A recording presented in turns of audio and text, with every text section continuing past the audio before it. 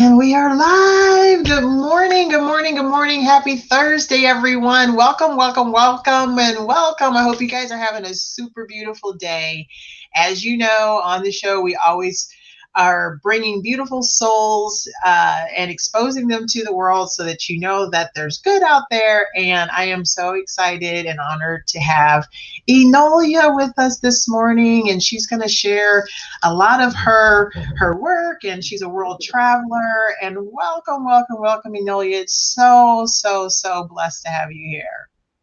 Thank you so much, Patricia. I'm so honored to be here with you. Another beautiful soul and another beautiful light. And thank you for just inviting me and allowing me to share my story. Yes, yes. And you know, it's just amazing the power of technology and the power of how quickly you can make connections from all over the world. And you are a world traveler. So why don't we start there and share with everyone what got you started, where you're from, and just, I mean, you just, it's beautiful. So I want everyone to know. So right now I'm talking to you from Luanda, Angola in Africa, and enjoying Africa immensely here right now. I'm originally from New York, Bayside, Queens. I'm a Queens girl. Go Queens! Ah! And my life is just like a lot of people's life, where we go to school, we graduated. I graduated my degree in mathematics from the University of Massachusetts, and it's like, okay, what am I going to do? Tried a few smaller jobs, and then ended up landing my Fortune 500 corporate job and designed computer networks for quite a few years until I completed my career. And then here I am mid-career, in my 50s, going, okay, what's next? And I decided that I would embark on empowerment, women's empowerment, because I did a lot of corporate coaching. But the beauty that God always gives us is that it's not always done the standard way. It was done in a very unique way, because I met my first indigenous elder from the Ojibwa Nation in northern Canada, grandmother Isabel Mawasaki, and she became my first of many teachers. And so I studied with grandmother Isabel for 2 years intensely, and of course, we're friends to this moment. Mm-hmm. But I then embarked on meeting various elders. We call them grandmothers affectionately, but they're elders, both grandmothers and grandfathers. And I learned so much from so many different indigenous tribes. So we're talking from the Ojibwa, which is the Anishinaabe Nation. And then we're talking Lakota, my grandmother Shirley, and we're talking the Yaqui Indians, grandfather Lynch, Archuleta. And I can go on to expand out worldwide to New Zealand. I learned from the Waiataha, God bless them, in New Zealand, and from the Ovimbundu here in Angola and the Bakongo. I've learned from the Mapuche in Chile and the Mayan and Toltec in Mexico. So I've been so blessed, and forgive me if I'm forgetting anybody, and just an honor and shout out to my elders to say, with great respect and deep respect, that I hold the knowledge that they passed on and the wisdom that they passed on to me. So that kind of gives you an aspect of the world travel piece, because when I left corporate, it was like, what am I going to do? Mm-hmm. And it was women's empowerment and empowerment. I focus on women's empowerment, but I love working with people completely. And it was the indigenous knowledge combined with some of the things that I learned in corporate, and the life experience that really brings to fruition why I am where I am. Sure. So Enolia, what is one of the most impactful things with having exposure to so many different cultures? What is one of the things that you feel has been the most impactful for you out of all of that? So, the most impactful piece is that I learned how to engage people. Mm-hmm. And that in understanding that culture comes in many, many dynamics and many, many different ways, that there is a universal thing which is called an open heart and a smile on your face and the language of love. And I call it the language of love, but it is the language of being seen for who you are within and inside. And when people see you, I mean, they really see you, you're speaking the same language. Yeah. And to me, that's been the most impactful thing in my whole life. Yes. Yes. Yes. So being that authentic you is imperative, because then you can be seen. Yes. So what was your comfortability level like after you making that transition from corporate and then being able to travel? Like what was that defining moment that said that I'm going to start traveling? I mean, did you get an invitation? Was it just something that was on your to-do list, or was it just something that was because you're growing into what your soul's purpose is? It just happened. Can you share that? I absolutely will. So for those of you who want to hear the story of how easily and gracefully it was done, no, not even a little bit. Okay, so here I am with Grandmother Isabel, and I'm attending my first women's retreat. And I want you to know that I put my foot in my mouth several times. My arrogance from corporate did not serve me, none whatsoever. There were many lessons that I had to learn, and there were many moments that I needed to become more and more and more humble until I understood that it's not about the ego and the arrogance. So I remember, and I'll share the story with you. And, you know, Grandmother Isabel had asked me to help do the first women's retreat. And I was like, oh, I never did an indigenous retreat before. So exciting. I had my corporate ways, you know, because here I am, project manager. I'm able to, you know, put the list together, check the, you know, dot the I's, cross the T's, make sure everything's all set, right?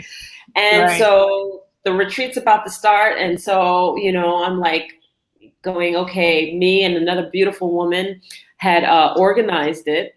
And, you know, the other woman who had organized it alongside with me, she was just like, oh, I don't need to go. Grandmother Isabel has it. And I'm just like, but wait, we put this together. So I go and I introduce myself and I tell them everything that we're going to do and how we're going to do it.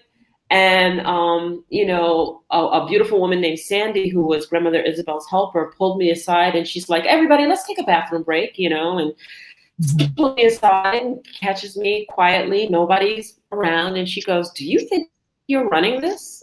And I'm like, oh, no, but I just wanted to make sure that I'm checking the list. And she's like, in all of my time, I have never been to a retreat that starts like this. And then it hit me. Oh, my gosh, here I wanted to come and learn from a woman. And what did I do? Impress upon my way of doing it.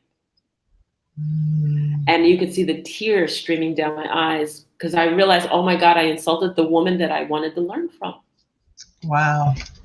So, you know, she's like, you know, you sure you don't want to lead? I'm like, absolutely not. No. I came here to learn, you know. So she's like, okay, well, you know, pull it together and come on over and join everybody back. We're over with the break.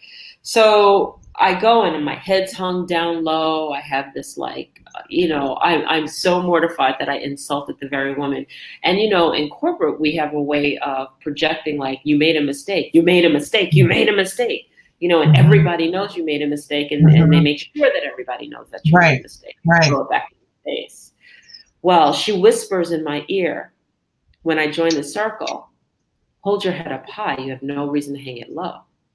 And that was right there. That was powerful. Right? And then Grandmother Isabel starts opening, you know, talking to open up the 4 directions. Light bulb on. That's why I wasn't supposed to do what I did, you know, and I'm realizing it, and I'm still in my own heart beating myself up. And she motions for me to walk around the circle and stand by her.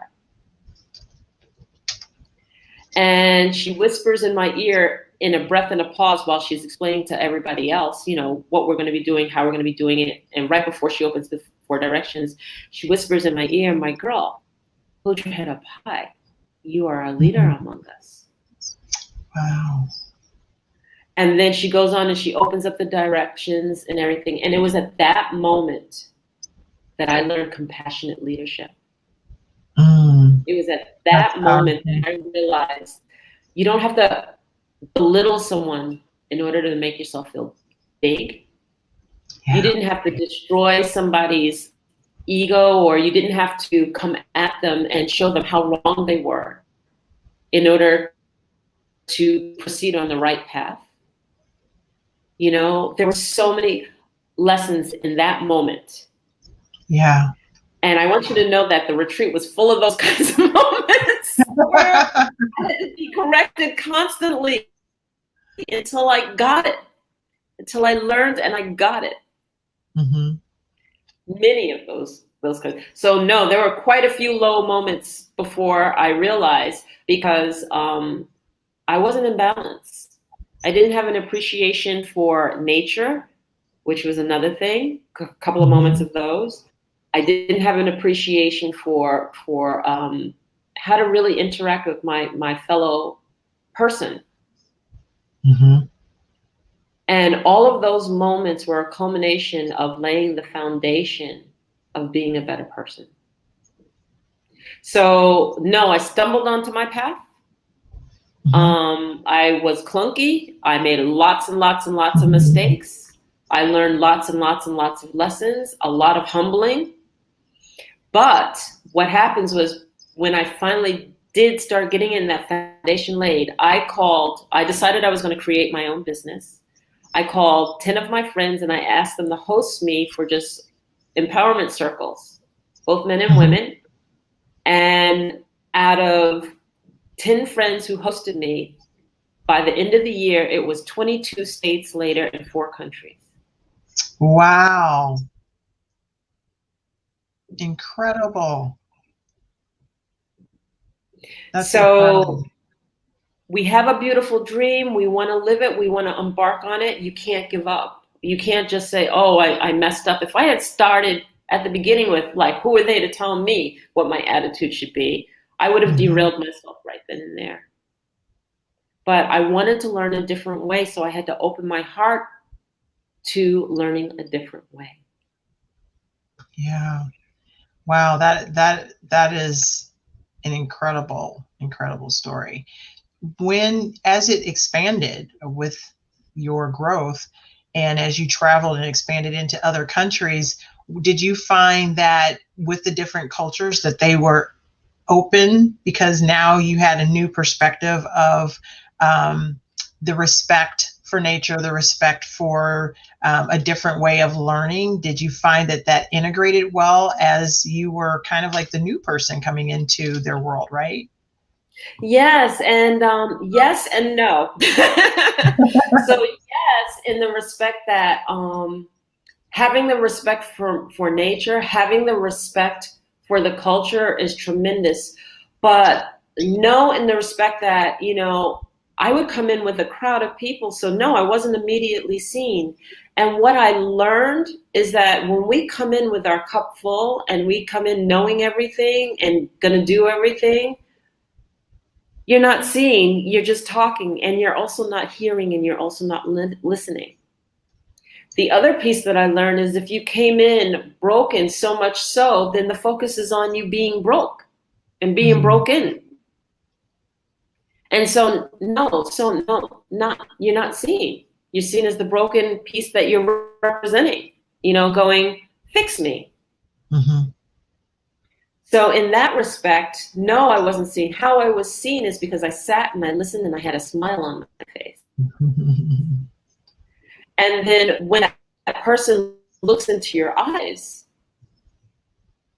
they're looking past your eyes into your soul, and they're seeing who you are. Yeah. And many of us are afraid to be seen. So we'll turn away, or our true hearts are seen if we're in facade.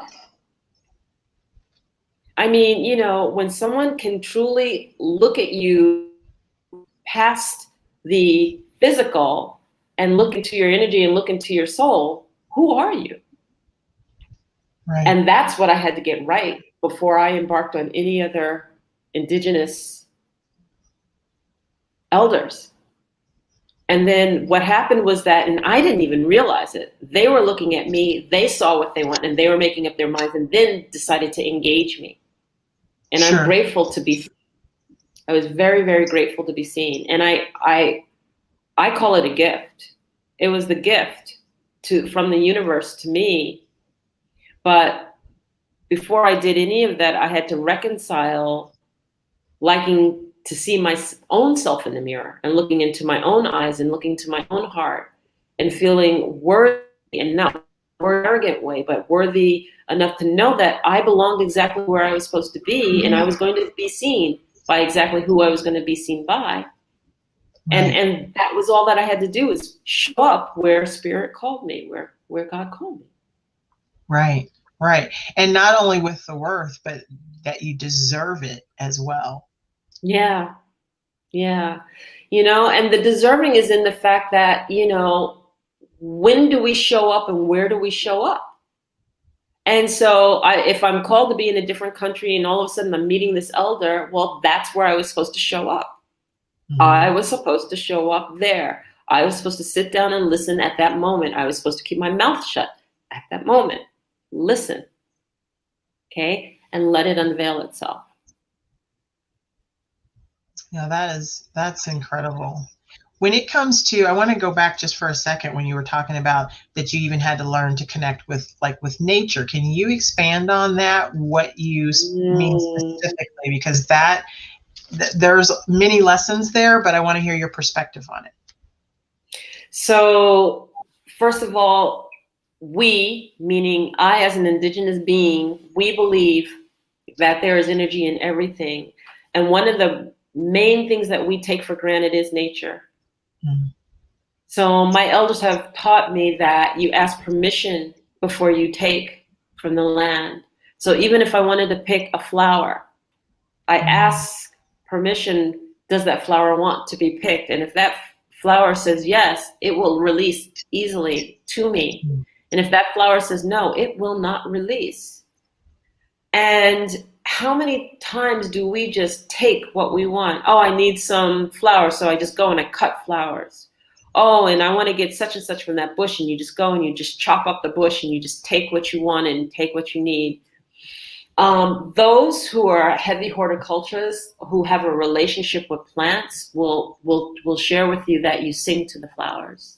Mm. They are alive. They are life. Their life, when ingested in us, brings us light and life. Right. So that relationship, that symbiotic relationship that we culminate with those plants is absolutely crucial as a mutual respect.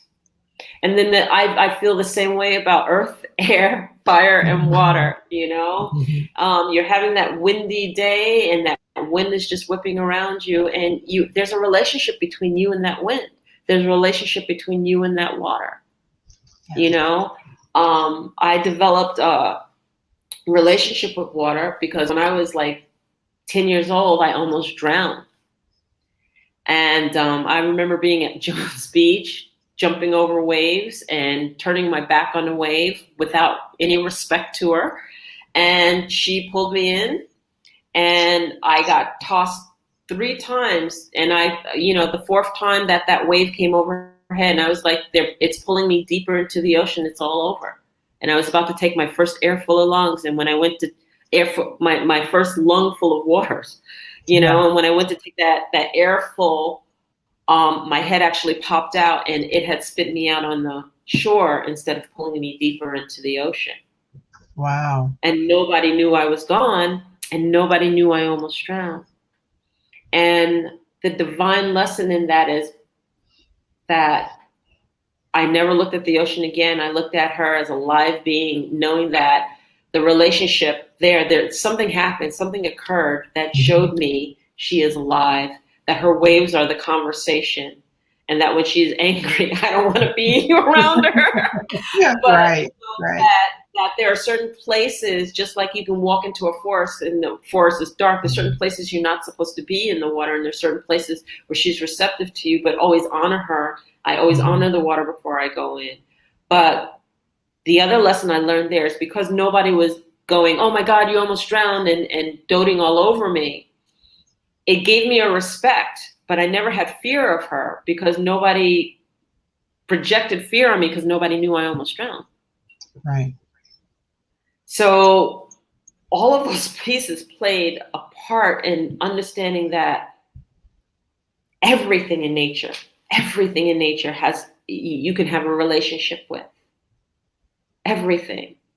And, you know, people will laugh because I've been seen hugging trees and, you know, talking to that grandfather tree and putting my forehead against the grandfather tree, or putting my back to the tree and saying, give me strength. I need the strength of your trunk. I need the roots of your grounding. You know, I need the expression of your leaves and that beautiful, beautiful freedom that you have when you're flowing in the wind. I need that, you know, and I respect you and I appreciate you. And because of that, I've just learned to try to live in harmony with the land. And that's, I wish I could teach that more, because I see so much garbage. I see so many people just trashing the land, and it hurts my soul. I see them cutting down trees for the sake of their wanting to just be able to expand instead of like going around the tree or incorporating the tree in their design. But no, they got to cut it down, chop it up, and it hurts my heart. Yeah. So there's a lot. I could spend a whole program on my relationship. Relationship with nature. Yeah, it's really powerful because, you know, like sometimes, like, you know, when people they have stress and they feel like, it's, if medication is needed, I understand that, but sometimes just going and standing outside with your bare feet and just having that appreciation of all of the majesty that God has created, you know, and just like you said, you feel that breeze and you see the leaves that they're rustling, you know. I mean, that in and of itself, you know, is just like, oh man, you know, you connect and can bring some peace as well. It's just something simple, or going for a walk and hearing the birds, hearing the crickets, or, you know, hearing the just the rustling of them. They literally, sometimes you can hear them talking to each other. Well, for me, it sounds like they're talking to each other, you know, having these conversations, and it's a beautiful experience. You are so right. And I want to emphasize something that you said. You said going out and walking barefoot. It is absolutely essential that we take those moments. The earth is like a battery charger. You know, if you're in the house and you're depressed and you're feeling low and you're feeling lack of energy, go outside. First of all, we as beings were not made to stay inside of a house 24 hours a day, 7 days a week. It's not healthy for us. It's actually it takes away from your health. And when you lay on the grass and when you lay on the earth, it's like a battery recharger. And in the days when we didn't have a lot of housing, where we you know, maybe it was just enough shelter to shelter you for sleep, but then you were outside all day long, you always felt good because you were always getting vitamin D, which is the sun. You were always recharged from the earth. You didn't have a layer of rubber between you and the earth, which is our shoes are made of rubber. That's why moccasins and different shoes that don't use rubber are so much better for us, you know. And the same thing with salt water. People need to get to the ocean. Bathing in that ocean, you know, everything that the ocean carries is healing. That salt water is healing. That water is healing. And we're missing those components. So people who aren't feeling good, people who are, you know, down and depressed, get outside. You bring up such a strong point in that regard. Yeah, and it's something that's simple, especially if you don't feel like you have a community. And sometimes when you go to a park, there may be just someone there that's looking for the same thing, and you make those connections. I mean, I think about like even my connection with you, right? It just happened, right? Organically. And I'm so grateful. So being open to something so simple as being open, to Yes. going outside. But you have to be open. You have to open up that heart space. You have to smile to yourself and just do it. Be with it. Yes. And then the whole key here too is leave the stories. Leave the stories and leave the drama. Leave the drama of the day. Turn the news off. Leave the stories of this is wrong, that's wrong, this is happening, that's happening. Just leave it all and just take the walk. Right. Sit still. Let go of the drama. Right. It'll be there when you get back. Right. You know? Exactly. That's incredible. I'm just the more I get to know you, I mean, it's just there's just so much there, which brings up the next point. As you've traveled through all of these indigenous cultures, and then your background yourself, when it came to then developing the programs to help people with your coaching, talk about how that evolved and how you are integrating the indigenous teachings that you have, plus your background in a corporate, and has made this beautiful space for people. So, wow, what a journey it's been. So the key thing is that I listened and I learned. And so with each one of the tribes and cultures that I mentioned, I was able to submerge and listen and learn and not do anything but just be a part and listen and learn and be taught and be shown or shared information. And so, you know, I remember saying, so I am African. I have some Cherokee background. When I did my DNA test, that's what came back. And I'm primarily Nigerian, Kenyan, and Cherokee. And with a little Togo and Benin thrown in there. You know? But what I realized is that growing up in America, I am that culmination of just indigenous. You know, I don't need to prescribe which and how and whatnot. I just know that all of my elders taught me how to celebrate self. All of them taught me how to listen. All of them taught me how to sit in circle. Some emphasize, you know, strengths and weaknesses here and there, or how they perceive, you know, this role or that role. Those are all the differences in them. But at the fundamental level, that we are human beings first, that we are powerful beyond our knowledge. Yes. And when you take a culmination of all of those beautiful things that are imperative to find within ourselves when we look in the mirror, in liking of ourselves and prospering and moving forward and being a better human being, they all come together being the same. And for me, when I created my class, and it was my Lakota grandmother and elder, Grandmother Shirley, who shared with me how to organize that information. At the foundation, at the crux, it doesn't matter what you're learning, you need to have that. Right. So if you're running around taking that entrepreneurial course, but you don't have the personal development piece that says, here's how I can set it on top of a strong foundation because I trust myself. I know what I bring to the table. I understand my value. I know how to interact and have those better relationships. I know how to stop being afraid. I know how to stop letting judgment impact me. And I know how to make decisions not based on fear. If you don't learn those things at a fundamental core value level, many of us will be building things on a house of cards and it's going to fall apart. It's powerful. It's really powerful. So doesn't matter what course you take. And then many people, there are a handful of people who are successful and they still have an emptiness in their soul, going that, okay, I did this, I accomplished this, I still feel empty, what's next? What do I do? How do I do it? And you still have to go back to square one, which is, do you love yourself? Right. How have you been lying to yourself? You know? And yes, you understand your value, but do you truly love what you see when you look in the mirror?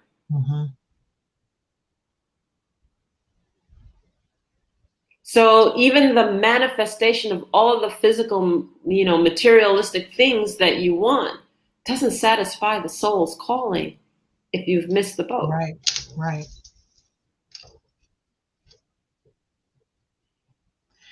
Yeah, just sit with that, and just think about that. We go, myself included, you go searching for the next best course or the next guru, but it really comes down to those two questions to start with that you just referred to and reference. And if you're really open, there's a lot of truth there. And then that comes to, are you ready for that truth, the real truth? And a lot of us aren't. A lot of us will deflect, deny, or how dare you, or break down and go, I don't know where to begin. How do I start? Where do I go? I did everything, so what's next? How do I reflect back in? Okay, I did that. What's next? And we want this instant gratification. Fix me. Right. Got to do the work. Got to do the work. Got to do the work, and got to get out of your own way. In other words, what is it that's a challenge that you're creating for yourself so that you can't get past what you've created? Right. So, that's what I work with groups, with individuals. We go on a soul activation journey. We go on a soul's journey. And very powerful work. You've referenced a couple of times about sitting in circle. Can you elaborate on what that means and then what that has meant to you, if you're so inclined to do so? Absolutely.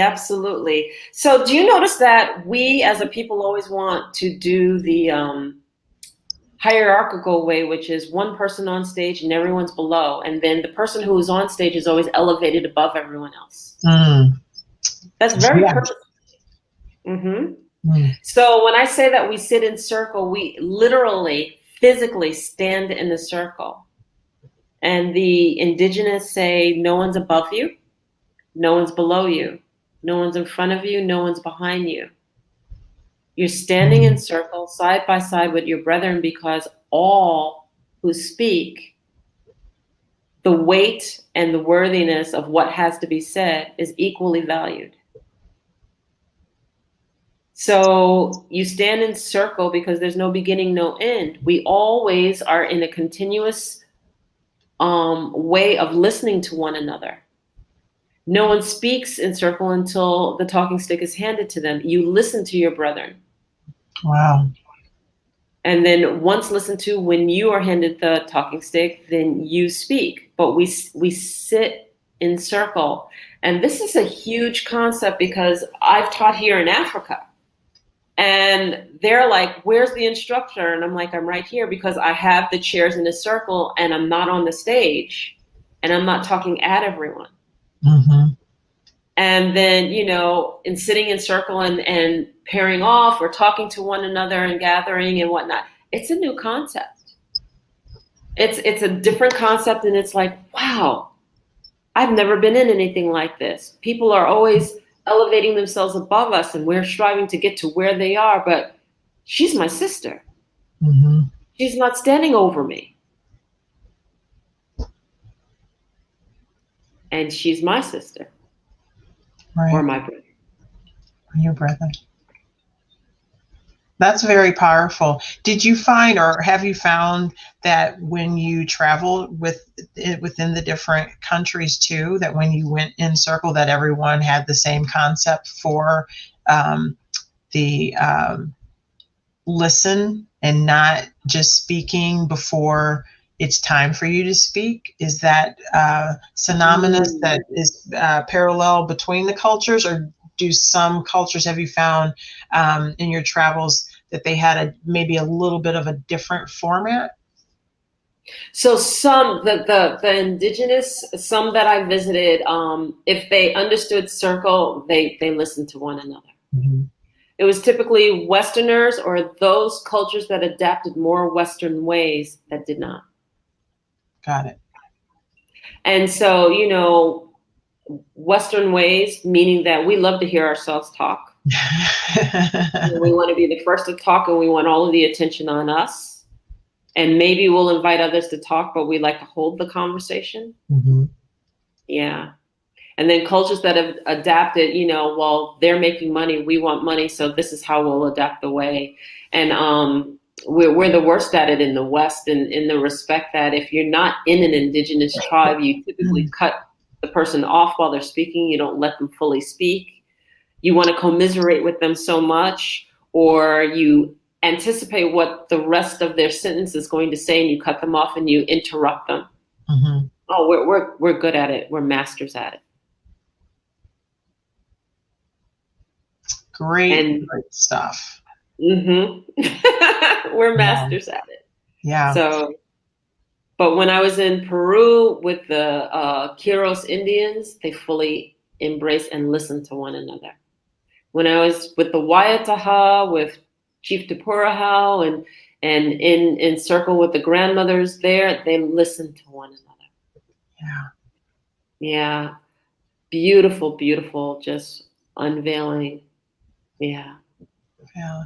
And that's a powerful lesson, you know, and a reminder of listening, because if we truly are listening, we can really be captivated and put into a hypnotic state because of the power of the words that are coming from that individual.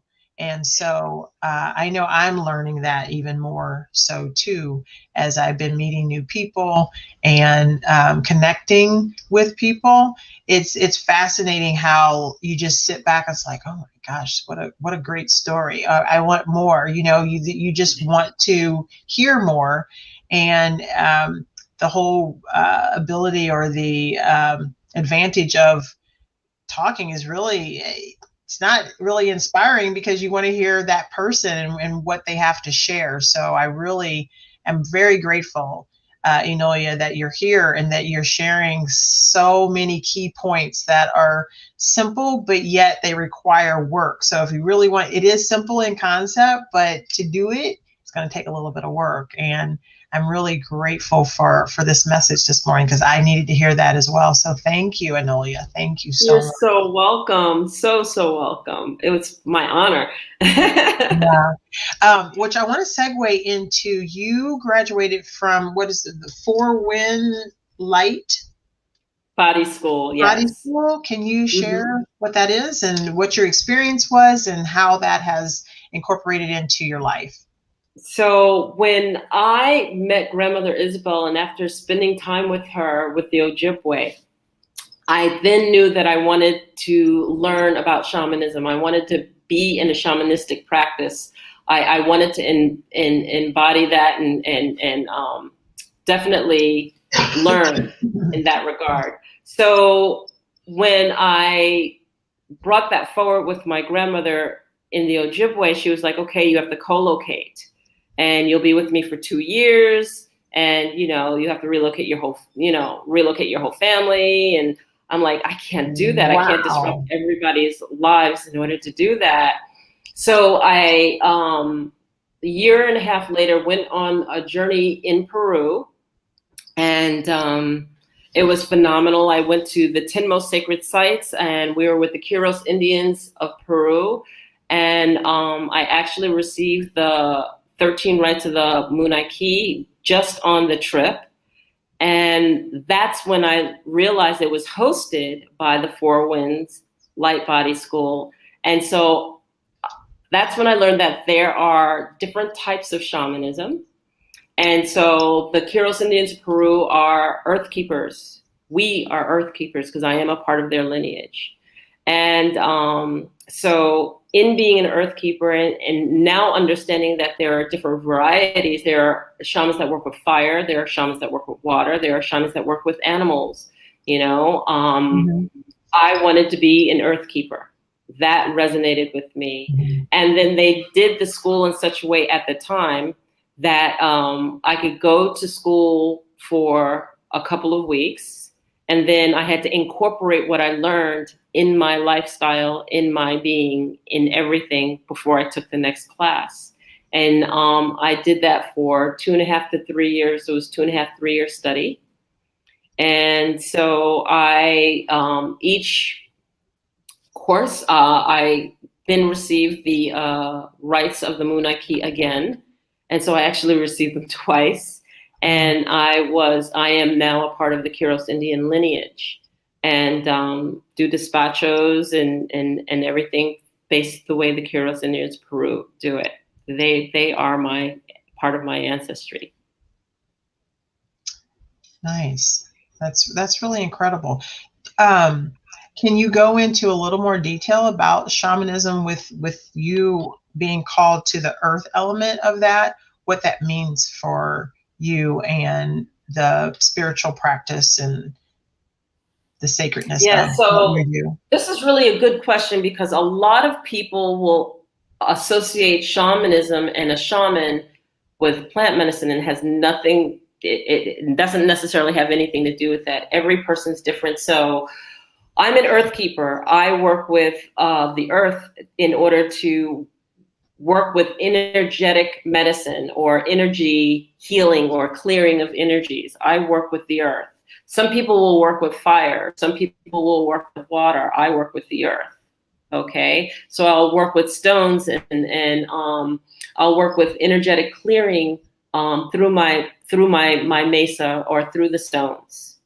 Okay, and through the ancestry of the Q'eros Indians of Peru. So when I call on my ancestors, not only am I calling on my African ancestors, I'm calling on my Peruvian ancestry that I've been joined with also. So, and then we talk about energy clearing, and people don't understand what energy clearing, but think of it this way. We think of it as if we all walk around in a bubble, a light body bubble, okay? And that is basically always surrounding us all the time. And when there is imbalance in that light body structure, I can correct that balance. Now, people will go, well, what is a light body bubble that I walk around in? Well, I'll equate it really, really simple. Have you ever had that person come too close to you and you're going, you're in my space? You're too close to me and I didn't invite you in my space, and the hairs on the back of your neck raise up because that person has come too close to you. You feel them. It gives you an uneasy feeling and you want them to immediately move. That means that their light body bubble has invaded your light body bubble and you're not liking what you feel. So that is the actual space and realm in which I work. Is that kind of? Yeah, because I wanted to make sure that there was clarification with because there's stereotypes of when you hear about different cultures and different practices, and when people hear about shamanism, sometimes they automatically think that like you said, it has to do with plant medicine, and there's different versions, as you just clarified. So I just wanted to make sure that everyone, as they are exploring and listening to their heart and hearing your story, that they had that clarification too, because there's many facets and many different practices and beliefs. So just thank you for that clarification for that. I really appreciate it. Yeah. And it's interesting because many of us, we like to use our tools, and our tools give us comfort, and the stones give me comfort. But the bottom line is that once you understand and you have a true understanding of what you bring to the table, you won't even need tools. You work and you know what to do, and you understand the power of intuiting and intuition, and you understand how to use what you have, the gifts that you have, and for the betterment of people. Sure, absolutely. Absolutely. This is so great. Oh my gosh, I'm just so happy you are here. So, so happy. Thank So what's you. next for Miss Enolia? What's next for you? You have so much going on. What's next for you? So I have so many things going on. So I'm introducing a mastermind class, and it's going to be called Activate Your Inner Wisdom, and I'm going to release it within the next by September for October follow up. So you can just check out my website to keep up with that. I'm releasing a podcast that I'm going to be doing with a partner of mine, Bukeka Blakemore. So BE Empowered, Bukeka Enolia Empowered. And we're going to be speaking and working with that. Right now I have a women's empowerment cruise that's going to be happening, partnering again with Bukeka. And we're doing that in Alaska. I'm going to kick off the beginning of many retreats that I do, because I used to do them all the time pre-pandemic. So post-pandemic we'll be doing it, but that's May 28th through June 4th, 2022. So we still have lots of cabins and openings for that. And we're excited to have people sign up for that and doing the women's empowerment on the cruise. So that means you can bring your whole family and still have that time to yourself, because we'll just be pulling you for the women's empowerment section and they'll be entertained. That's awesome. You know? That is really great. And that's awesome. Yeah. That's great. So lots of things going on. And yeah, you can just check out the website and stuff for that. Yeah, that's so awesome. So like today, I know you're in Africa. Mm-hmm. So what's next as far as from a travel standpoint? I mean, I know that, there's some situations with the situation, but what's next? So right now I'm doing a lot of work in Angola, and I taught classes down in Benguela. I'm now seeding Luanda, the capital, so working here, and I'm going to focus on that for a little bit. Been called to a couple of other locations in Africa, but I'm just going to let the time settle in for a little bit. I wish I could get home. I want to shout out to the Native Nations Festival that I'm usually attending every September, but I'm not sure if I'm going to make it there or not. I'm trying my best, but we'll see what happens. But awesome. I'm going to teach. I'm teaching here, and so the realm has been Angola, also South Africa, and also Namibia.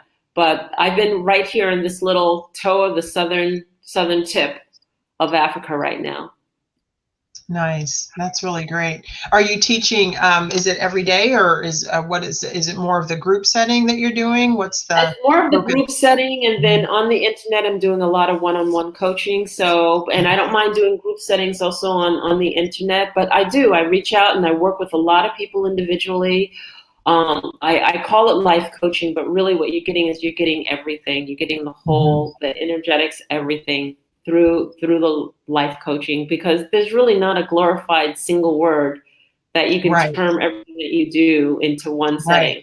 So yeah. So you kind of get the corporate and the shamanistic and the Enolia cultural and the whole gamut to lift you up. Yeah. That's awesome. So what would be one of the takeaways, or one of the some words of wisdom to leave our audience with? What's something that is inspired? I know you have a saying, but I won't share that one, but whatever your heart is telling you. I'm gonna stay with the saying, which is, dream a beautiful dream or you will be dreamt. Which means that if you don't take the time to dream a beautiful dream and hold a vision for yourself so that life becomes a walk to that vision, you will be dreamt. And what you will be dreamt means is that you will run around fulfilling everyone's projection of you.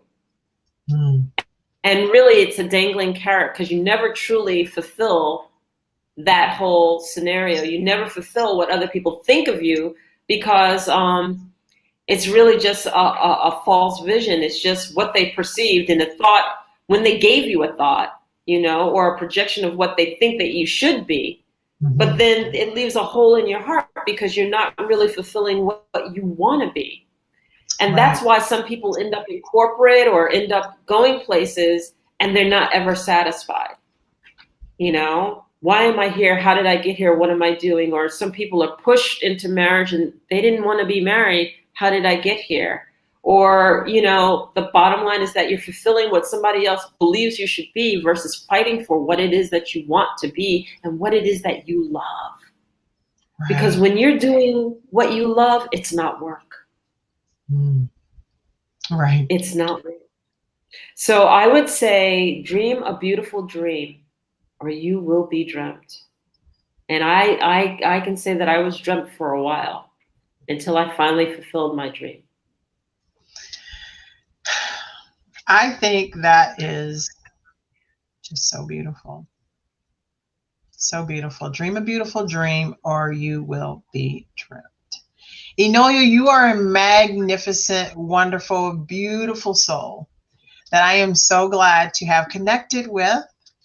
I appreciate your time and thank you so much for coming in here and just sharing you. Just sharing you. It's amazing. Thank you, Patricia. Patricia Watson, don't forget this name because this woman is touching the hearts of many out there. She is a beautiful light.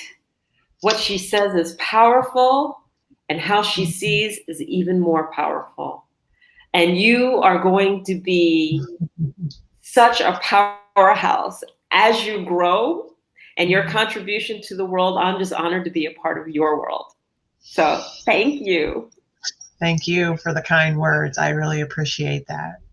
So I am encouraging everyone to share this video with your friends. Be open, listen, and dream a beautiful dream or you will be dreamt. Enolia, you are amazing. I thank you. I honor you. And with that being said, we will end the broadcast here with them in a dreamy state of what is possible. And I'm just so excited. So for everyone out there, happy Thursday. I hope you have a wonderful day. Be kind to one another. Love one another. Listen to one another. And we love you. Peace. Bye.